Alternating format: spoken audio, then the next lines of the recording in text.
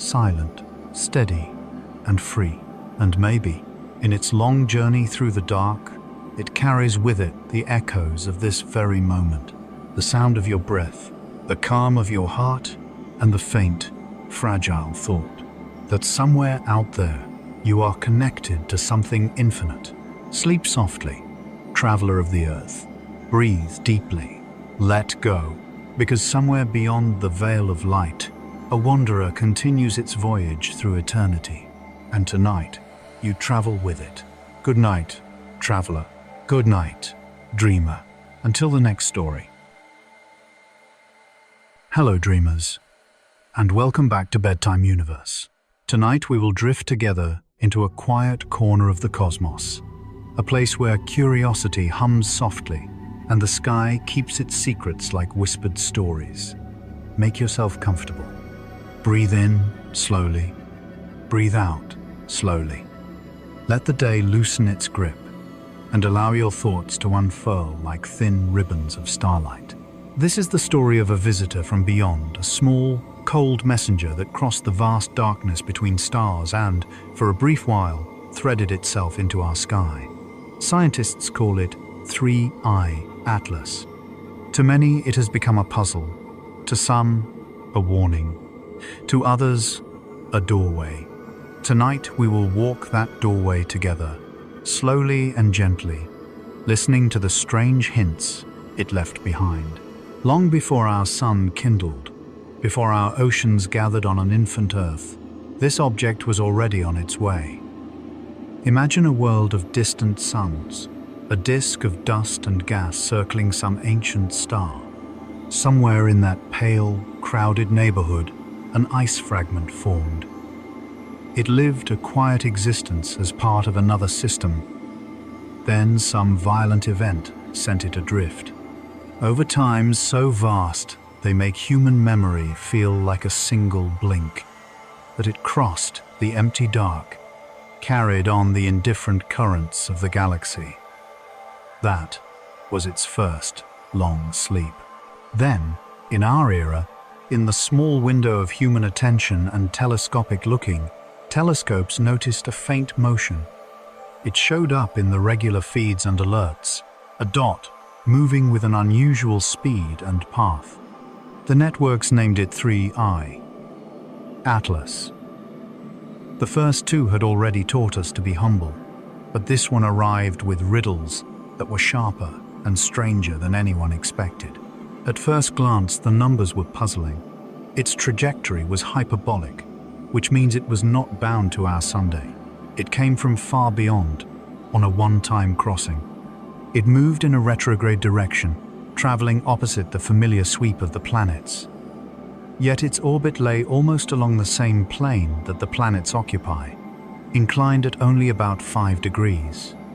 That combination, retrograde motion but low inclination, felt statistically odd. It was as if a traveler arrived along a road parallel to ours, but going the other way.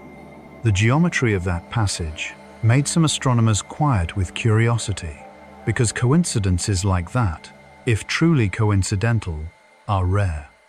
If it were not coincidence, what else might the path be telling us? Further observations unfolded the stranger truths. At nearly 3 astronomical units from the Sun, at a distance where comets built in our own system usually slumber and preserve their ices, this visitor uncoiled as if waking. It released water vapor in massive amounts, when most familiar comets do nothing at all. Not just a slow drip, but a surge. The activity at 2.9 AU contradicted the expectations of ordinary cometary physics.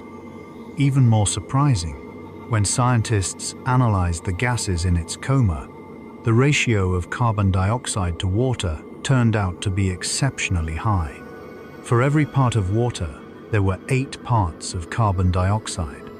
That 8-to-1 ratio is unlike anything seen in comets that formed in our cold backyard. Carbon dioxide dominated the chemistry of this strange halo of gas. The spectrum of light the object reflected told another story. It was not simply bright or dim, but it polarized light in ways that did not match known cometary behavior. Polarimetry, measuring the oscillations and directions of light waves, revealed anomalies. The patterns suggested unusual dust geometry, perhaps grains with internal structures or surfaces that scattered light in unfamiliar ways. The polarization signatures bore a negative extremity and phase angle changes that defied standard models. When faced with such data, astronomers do what they always do. They measure again. They cross-check instruments. They test for error. The anomaly persisted. And yet, one more disquieting paradox emerged. When large amounts of gas are expelled from a small body, physics dictates a recoil. Gas jets act like microscopic thrusters. Over time, they nudge an object off a purely gravity-determined orbit, producing measurable non-gravitational acceleration. This is well known and accounted for in cometary dynamics. But the non-gravitational acceleration measured for 3I Atlas was far weaker than the observed prodigious gas release should have produced. The magnitude of the gas flux suggested a stronger push. Instead, the object seemed stubbornly steadfast, barely perturbed. This mismatch created a tension between observations that demand explanation. On one side, large gas emissions, extreme CO2 dominance, odd polarimetric behavior, a retrograde, hyperbolic orbit with a low tilt. On the other, a weak, non-gravitational acceleration inconsistent with the scale of outgassing. If the outgassing were real at the observed scale, the body must be much more massive and thus larger than some estimates allowed. If it were massive, how could it have formed with such an unusual composition and surface behavior? If it were small, why was it not being accelerated? Estimates for the size of its nucleus varied wildly. Some analyses suggested a compact body less than half a kilometer across. Others allowed for diameters up to 5 or 6 kilometers. The difference between those numbers is not small. It changes mass and inertia by enormous factors and flips the calculations that follow. When scientists encounter such a thicket of contradictions, they must do what science exists to do: gather more data, broaden hypotheses, and be willing to consider uncomfortable possibilities. The most conservative approach is to imagine that 3I Atlas is an extreme yet natural variant of cometary physics. Perhaps it formed in a region of its parent system where volatiles other than water accrued preferentially. Certain formation environments could produce cores rich in carbon dioxide, with layered structures that release gases in unusual bursts. Perhaps the internal porosity or compactness is different, trapping or channeling gas in a way that changes the effective thrust. Perhaps rotational dynamics spread jets in directions that cancel net impulse. Each of these is plausible and can be folded into models, though with significant adjustments. A more daring line of thought moves into deeper waters. Some researchers whispered of a black swan event in astronomy, an occurrence so rare and consequential that it forces the revision of assumptions and frameworks. The term black swan had traveled into astrophysical discourse because, sometimes, unpredicted anomalies have reshaped how we think about the natural world. Could 3I Atlas be such a moment, nudging us toward new understandings of material behavior, of small body dynamics, or perhaps even of physical law at particular scales and configurations? This is not to suggest headline-grabbing claims about broken gravity or overturned relativity. Science does not leap to such conclusions lightly. Instead, the suggestion is more measured. Maybe there are processes, combinations of microstructural geometry, phase change dynamics, and radiative interactions that are not yet captured by our current models. Maybe on the surface of 3I Atlas, microscopic layering, exotic ice phases, or mineral coatings produce behaviors that defy the simplified assumptions built upon solar system observations. Or perhaps there are kinds of feedback between surface chemistry and gas release that, under particular conditions, create near cancellations of thrust on macroscopic scales. These ideas remain speculative until they are tested. But they are worth considering because the alternative, ignoring the mismatch, would be to stagnate. Meanwhile, the human side of this story plays out with a mix of methodical diligence and restrained imagination. Observatories across the globe trained instruments on the visitor. Radio telescopes listened for molecular lines. Infrared arrays mapped thermal signatures. Polarimeters tracked the strange polarization. Teams coordinated observation schedules in near real time, aware that the window for meaningful data would not last forever. In the quiet nights of observatories, technicians adjusted filters and recalibrated detectors. Graduate students wrote scripts to sift terabytes of data. Senior scientists organized teleconferences at odd hours. It was, in many ways, a classic example of how modern science answers the call of a rare phenomenon, with cooperation, redundancy, and patience. At the same time, communities of amateur observers contributed images and time series that filled the gaps between professional facilities. Citizen science platforms aggregated visual confirmations and photometric data. Each new spectrum and photometric curve fed into global databases. Models were adjusted, then tested. Some parameters tightened, others remained obstinately uncertain. Uncertainty, here, was not a failure. It was the currency of honest knowledge. Public communication became a tightrope. In a world where every unusual astronomical headline can be amplified into sensational claims, scientists and communicators worked carefully to distinguish robust results from preliminary speculation. The press wanted stories, and the public wanted wonder. Both were valid, but fidelity to nuance was essential. Researchers were cautious to say what the data truly supported. Anomalies were present, they were significant, and they invited deeper study. Beyond that, the community avoided leaps.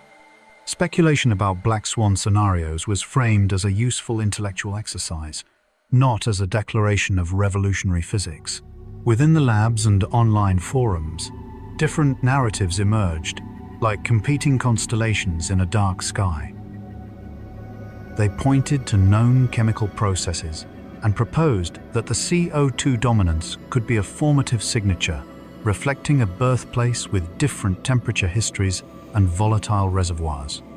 If so, then 3I, Atlas, is a message about diversity. Planetary systems can produce bodies with substantially different volatile budgets, and our models must be flexible enough to embrace them. Others focused on morphology. If the nucleus were highly structured, with massive subsurface cavities, or an asymmetric distribution of volatiles, the outflow could be more complex than a simple rocket effect. Jets could be balanced by counterjets, or the geometry of mass loss could distribute momentum in ways that net to small acceleration. Laboratory experiments and computational models began to explore three-dimensional porosity and jet dynamics at scales relevant to cometary nuclei. These endeavors required time, but they also yielded insights that could be applied to future encounters. Then there were the theorists who considered more exotic but testable physics. They did not stake their reputations on overturning pillars, but they examined whether known laws might permit subtle, scale-dependent effects under unusual compositional or structural regimes. They asked if phase changes involving clathrate ices or complex organics could lead to delayed or buffered outgassing. They calculated whether radiative torques or photophoretic effects could conspire to counteract the direct momentum transferred by jets. These models were complex, layered, and, crucially, falsifiable. That made them worthy of attention, All hypotheses required better constraints on basic numbers. The wildly varying estimates of nucleus size were a particular problem. A 5-kilometer core and a 300-meter core imply orders of magnitude difference in mass, and therefore in how the object would respond to any thrust. Pinning down size required clever analysis, combining thermal emission measurements, limits from brightness, scattering properties from polarimetry, and dynamical fits that accounted for possible non-gravitational forces. It was painstaking work, and it highlighted how a single parameter of uncertainty can ripple outward into many interpretive paths. As people around the world looked up, small human stories accumulated like stardust. Teachers used the anomaly as a lesson in science clubs. Poets wrote short lines about an ancient messenger slipping silent through the night. Children asked questions that prompted simple, honest answers. Why does space have different kinds of comets? Could something like this happen again? The emotional resonance was gentle too. There was a shared sense of being part of a living inquiry. The public learned how science contends with surprises by being systematic, skeptical, and open to revision. In the end, 3I Atlas may turn out to be a deeply instructive oddity that teaches us about the diversity of planetary systems. It may be a case study in how early formative environments shape volatile inventory and microstructure, or, in time, it could expose processes that require extensions to our current models. Whatever the final verdict, the encounter is already valuable. It has focused attention on the need for rapid, coordinated observation strategies for fleeting interstellar visitors. It has highlighted the importance of cross-disciplinary work, combining observational astronomy with laboratory astrophysics, advanced modeling, and comparative planetology. There is a quiet lesson in the way this story unfolded. The universe does not owe us simplicity. It may occasionally present us with an object that resists tidy categorization, demanding patience and humility. That resistance, strangely, is not an obstacle to wonder. It is the engine of knowledge. When an anomaly appears, the right response is not to rush to conclusions, but to widen the aperture of inquiry, to bring more eyes to the sky, and to sharpen our instruments and our questions. So as you allow sleep to come, picture 3I Atlas sliding further into the velvet of interstellar space. Imagine it as an ancient traveler that carries within its frozen heart the chemical memory of another star. It moves forward, indifferent to our theories, but intimately entangled with our curiosity. We will continue to watch, to measure, to calculate, and to wonder. We will return to its story as more data come in. And with every new piece of evidence, our map of the cosmos becomes a little more elaborate and a little more true. Breathe in, breathe out. Allow the questions to rest for the night. Remember that uncertainty is part of the beauty of science. It is the seed of future certainty, the quiet engine that pulls us gently forward. Tonight, in the shadows under the same sky where an interstellar wanderer once sped by, you are connected to a long chain of observers. Those who listen, those who measure, and those who imagine. Good night, dreamer. Good night, bedtime universe.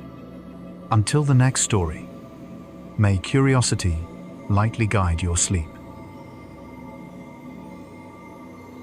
Hello, dreamers, and welcome back to Bedtime Universe. Before we begin, take a gentle breath. Let the cadence of your breathing find an easy, slow rhythm. If you like, tell me where you are watching from and what hour it is where you sit. No matter the place or the time, you are here now.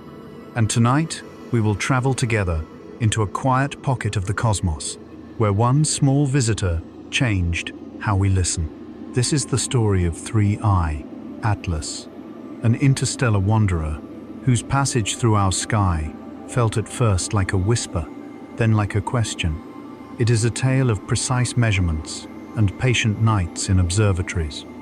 It is also a story about how the unexpected can nudge a whole community of scientists toward new ways of seeing. We will move slowly, with the gentleness of someone tracing constellations with a fingertip. We will follow the object's path, the data it left behind, and the ripple of curiosity that spread from observatory to observatory. There will be technical moments, and there will be quiet ones. Both are part of the same night.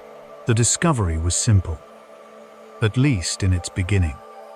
On July 1st, 2025, a telescope in Chile called Atlas tagged something faint and moving. The pipeline flagged an object that did not belong to the known catalogue. The orbital calculations converged on an eccentricity far greater than 1, near 6.1 to 6.2. That number was a mathematical announcement.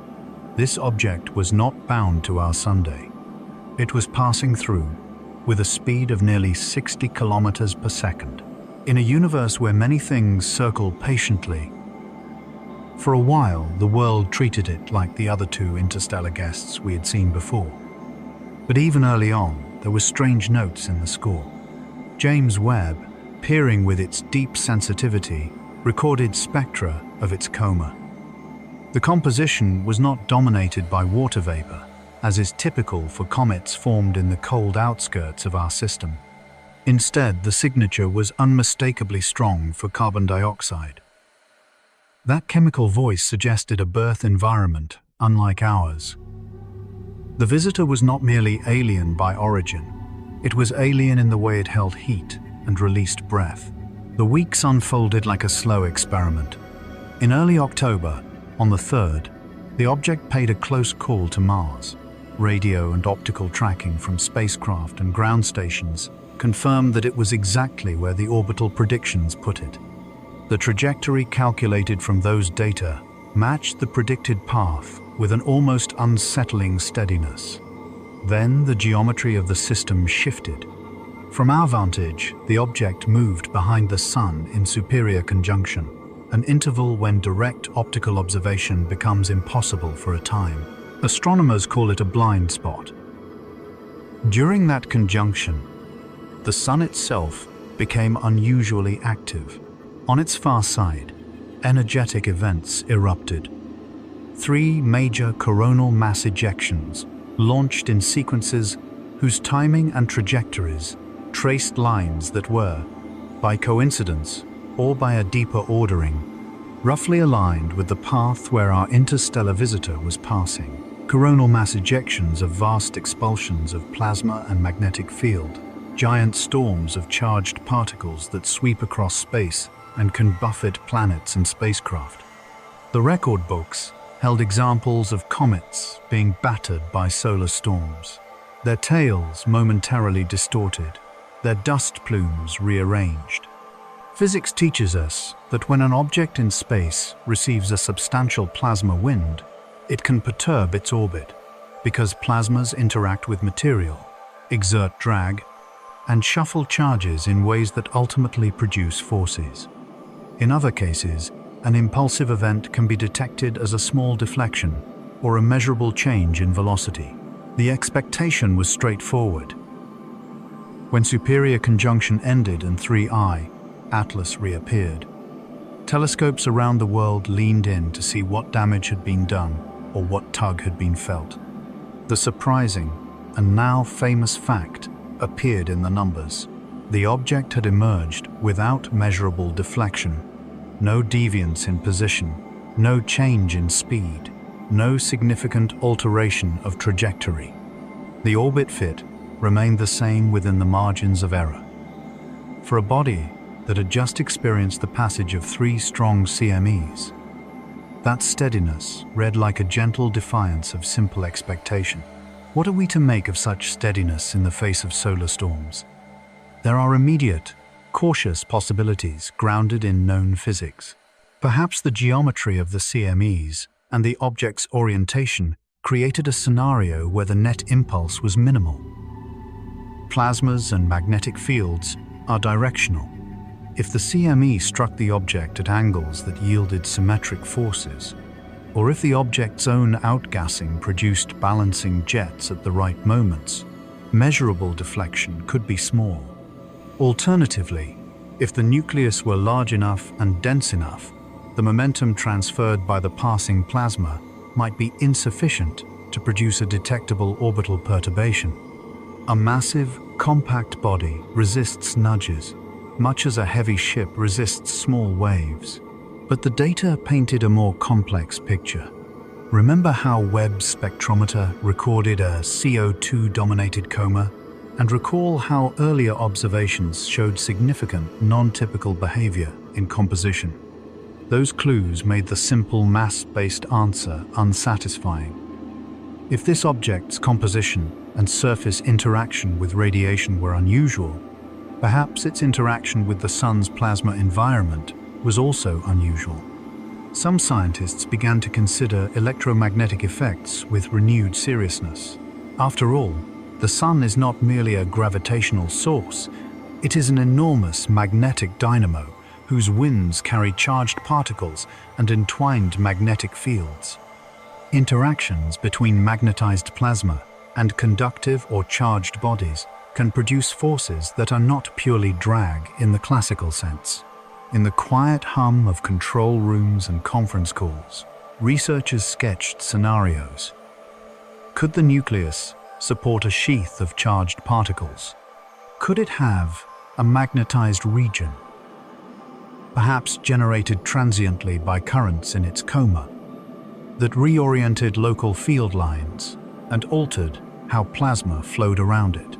A magnetic interaction could do more than buff a comet.